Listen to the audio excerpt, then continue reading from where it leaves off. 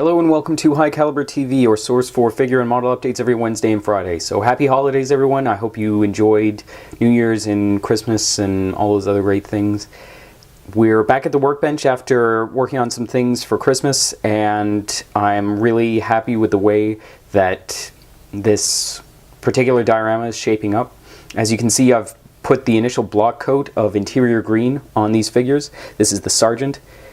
The coat was really thin, and you can see the counter shading and pre-highlighting shining through, especially on an area like the knee where it's close to the darkest area and it is one of the lightest areas.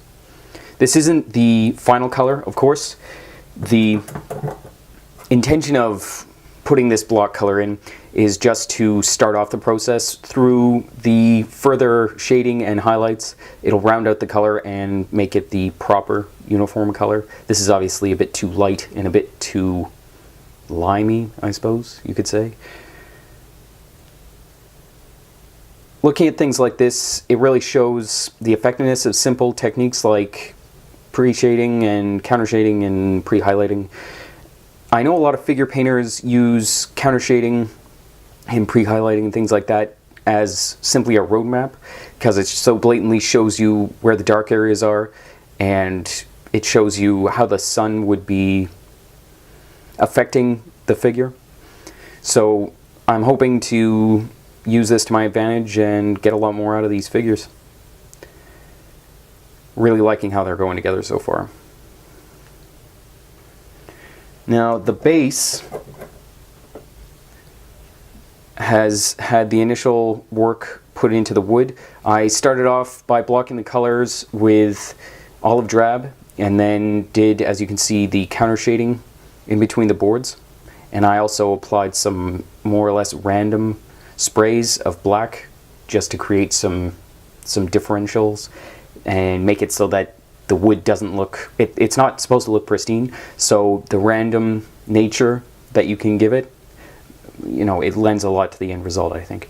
I toyed with the idea of making these boards look as if they're being blended back into the earth, and so that would involve a lot of pasteling, a lot of oils, maybe some AK products, get tried out, things like that. But then as I started working with it, I realized that there's so much sharp detail along the edges, in between the boards, things like that, and it would be such a shame to just lose that detail, even though I think in reality the boards all looked monochromatically gross, and